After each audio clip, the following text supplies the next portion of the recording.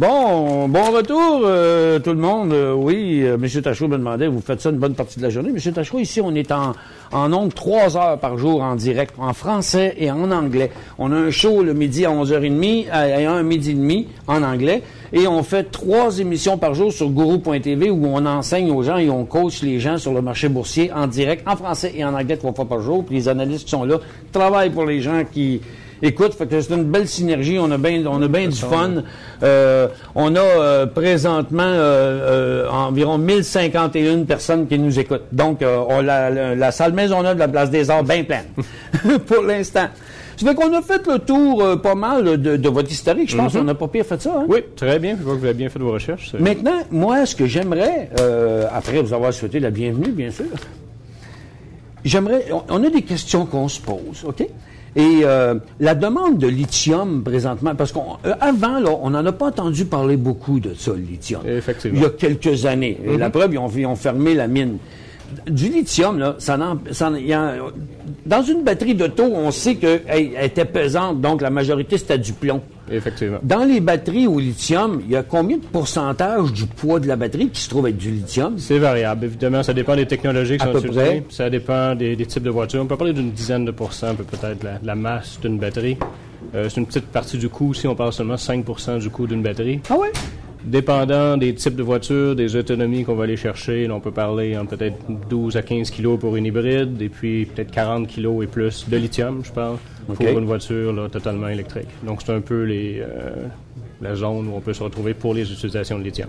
Puis, dans le moment, est-ce que la demande est moins grande que ce qu'on produit ou plus grande que ce qu'on produit à l'heure actuelle? Bon, disons que je pense que comme n'importe quel marché, il y a un certain équilibre. Je pense qu'on peut avoir un peu une bonne idée par les prix. Les coûts de production internationaux actuellement du carbonate de lithium, par exemple, varient environ entre 2200 à 3000 $ la tonne.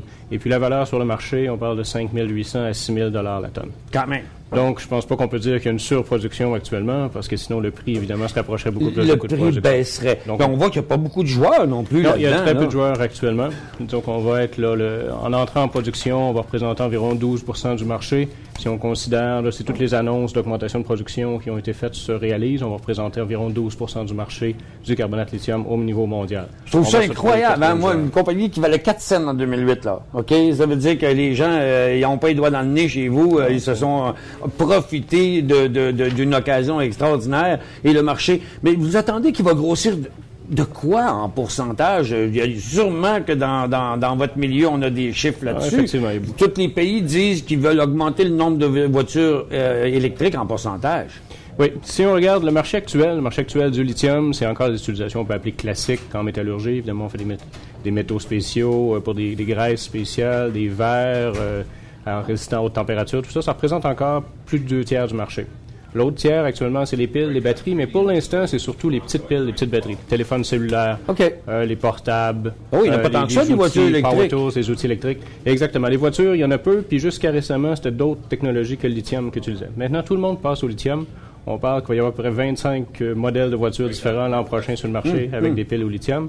Et puis, c'est pas encore dans la demande actuelle. Ça, c'est donc, ça devrait être exponentiel, ça. Exactement. Si on parle, les analystes, disons, estiment que, je pense que c'est assez conservateur même, que d'ici 2020, il va y avoir sur les routes, au niveau mondial, 5 à 10% des voitures qui vont être soit hybrides, soit électriques. Pour arriver à ça, il faut multiplier par 5 ou par 10 la production mondiale de lithium actuelle. C'est quand même. C'est 1000%, ça. Hein? Ça va prendre exactement 1000%. Donc, ça va prendre plusieurs nouvelles mines ou des...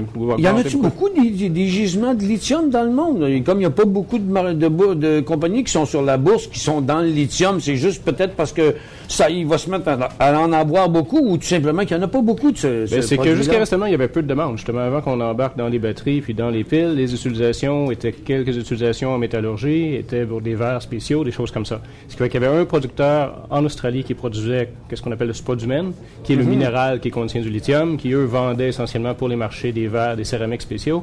Et puis, il y avait des opérations en Amérique du Sud qui, eux, l'extrait de saumure souterraine d'origine volcanique, mais où le lithium est un sous-produit. En fait, il n'y a aucune de ces opérations-là qui sont des mines ou qui extraient du lithium, mais parmi les différentes choses qui extraient, dont du phosphate, dont des sels particuliers, il y a aussi du lithium qui, évidemment, qui sépare et puis qui vendent.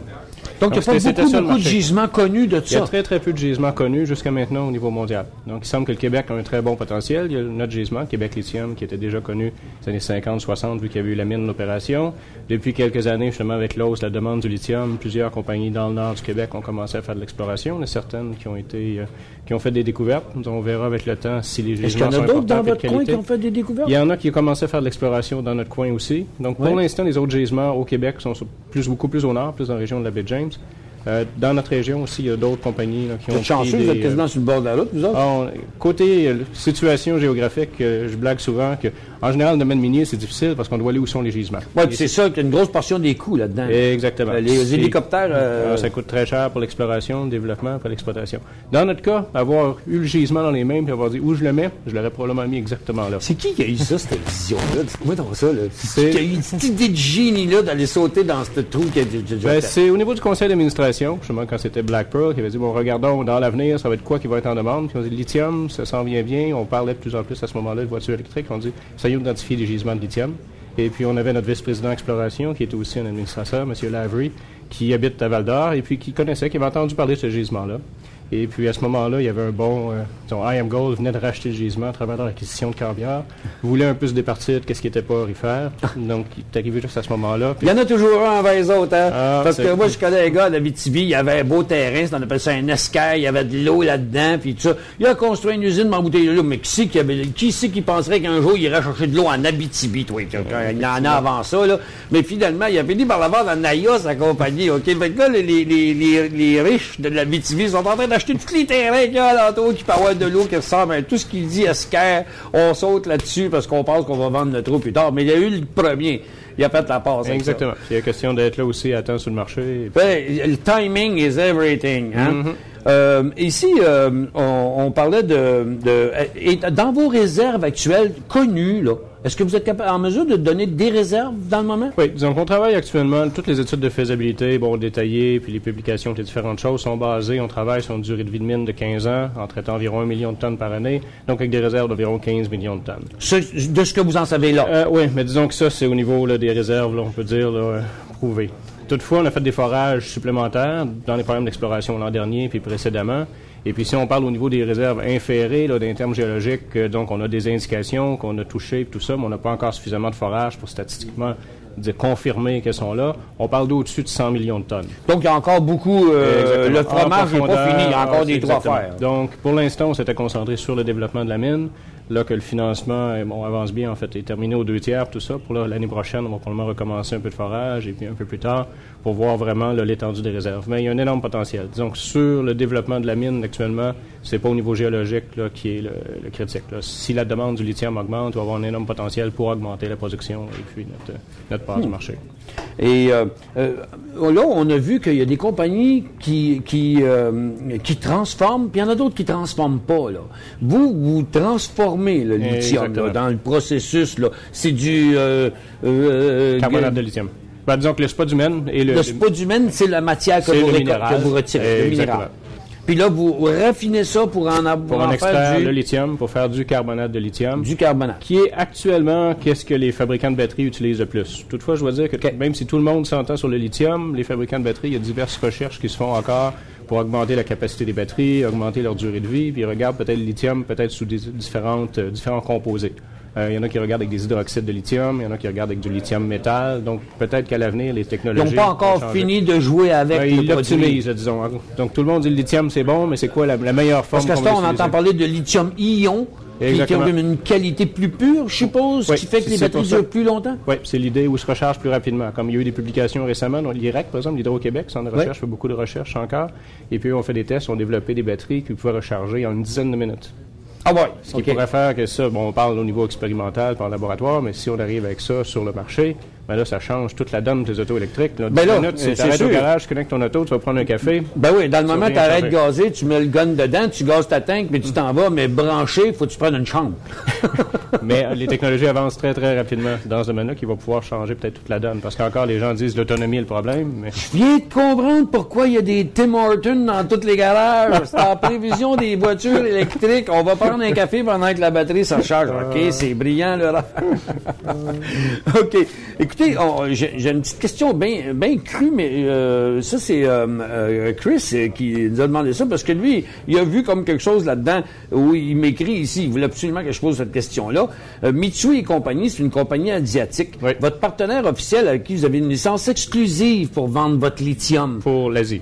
Pour l'Asie. Oui. OK. Donc, en Asie, si vous voulez en vendre, c'est à eux autres. Disons que c'est une entente avec eux pour la mise en marché en Asie. C'est pas nécessairement une entente exclusive pour l'ensemble, mais disons qu'ils ont déjà un réseau en mais place. Mais si vous en produisez, il y a du monde pour l'acheter en masse là-bas. C'est là qu'est le gros du marché. C'est qu'on peut dire que au niveau chinois et japonais, les gens sont beaucoup plus en avance sur les voitures électriques, veulent réduire la pollution. Malheureusement, le marché nord-américain est en retard. J'espère qu'avec l'argent qui est mis, là, par exemple, par Obama et les investissements qui seront faits, que les États-Unis vont suivre. Moi, je suis bien content que les Chinois veulent acheter votre métal. Nous aussi. Puis, je vous trouve bien sympathique, puis je vais vous aimer bien gros tant que vous ne vendrez pas votre mine aux Chinois. Parce que là, je t'ai écœuré de voir les Chinois venir tout acheter le sous-sol ici, là. C'est correct. On veut les fabriquer, on veut les raffiner et on veut leur vendre notre produit et non pas laisser sortir nos produits bruts. Mais Chris me disait aussi que l'expérience de votre président, Peter Seeker, Secker, peut-être? Oui, Secker. Ouais. Secker, président de Canada Lithium, est ancien président de Sinogold et chef de la direction de Michelago. Donc, ça aurait favorisé votre entente avec Mitsui? Donc, l'entente avec Mitsui était précédente à l'arrivée de M. Secker comme CEO, mais évidemment, je crois que ça le renforce. Et puis, il y a une très bonne connaissance, justement, de l'Asie, et puis des réseaux au niveau des minéraux, et puis tout ça. Donc, je crois que ça l'aide. Mais c'est pas ce qui l'a créé, là, au début. Là. Et moi, j'ai une autre question, là, qui dit... vous n'êtes pas un candidat potentiel à un takeover par Talison Lithium, vous, là avec vos projets comme ça? Disons que je pense que dans le marché minier, c'est toujours un risque. Toutefois, il n'y a pas eu d'approche pour l'instant. Puis notre idée n'est pas là, de mettre le projet en vente. On veut vraiment le développer, devenir un producteur, puis devenir un des producteurs importants. Donc, moi, j'aime ça dire ça parce qu'on enregistre ça, hein, parce qu'un jour, des fois, ça se fait. On pourra dire qu'on avait eu une petite lumière là. Puis là, mais écoutez, il ne reste pas beaucoup de temps. On a 2 minutes. Puis là, j'ai une question à vous poser. Est-ce que vous regardez souvent le prix des actions de Canada Lithium, vous? Disons que probablement qu'il y a certains actionnaires qui regardent beaucoup plus souvent que moi, mais c'est sûr que je m'intéresse, puis je suis, puis savoir qu'est-ce qui se passe. Pas du monde, on a une compagnie, ça va, on check un petit coup d'œil dessus. Et pour l'instant, la compagnie a descendu un peu, je vous mets ici, je vous le voyez peut-être pas bien, mais je vous mets le graphique, vous le voyez. Par rapport à 2,25 $, là, on est rendu à 1,25 $. Mais on a suivi l'historique, puis nous autres, ici, on suit beaucoup les compagnies par le mouvement des actions. Et vous allez me dire qu'elle est à un prix avantageux. Disons que ça a un peu suivi la courbe habituelle, donc ça a monté beaucoup avec la fin de l'étude de faisabilité détaillée qui est arrivée dans les temps, les résultats prévus. Toutefois, tout de suite après, puis généralement, il y a une poussée à ça, puis après ça, un peu, ça restabilise un peu. Mais là, c'est les financements un peu. Là, le financement qu'on a rajouté quand même 50% plus d'actions là, sur le marché. C'est certain que ça a un effet de dilution. Il semble qu'il y a plusieurs des acheteurs qui l'ont mis sur le marché. Donc, peut-être ça a été un impact un peu plus comme ça. Mais disons que là, on avance rapidement, un peu comme vous disiez tout à l'heure. On avance le projet très rapidement. Les prochaines étapes s'en viennent bien. On fait l'étude de faisabilité détaillée. Donc, on devrait terminer le financement très bientôt. Il y a déjà 2/3 de l'argent et plus qui est en banque. Vous avez de l'argent en masse? Donc, on prévoit toujours commencer les travaux sur le terrain au mois de mai, finir la construction de l'usine au dernier trimestre 2012, mise en production, et puis pleine production 2013. Là, on serait le prochain joueur à entrer sur le marché du lithium. Il y a pas on espère vraiment. On espère qu'on vient d'avoir découvrir un nouveau fleuron. C'est très intéressant, je pense, pour le Québec et pour le Canada de voir que dans le domaine du lithium, on va Il nous reste 10 secondes. Quand vous regardez le graphique puis qu'il bouge beaucoup, ça veut toujours pourquoi? Je pense qu'il n'y a personne qui sait toujours pourquoi. Monsieur Tachereau, merci beaucoup d'être venu. Merci.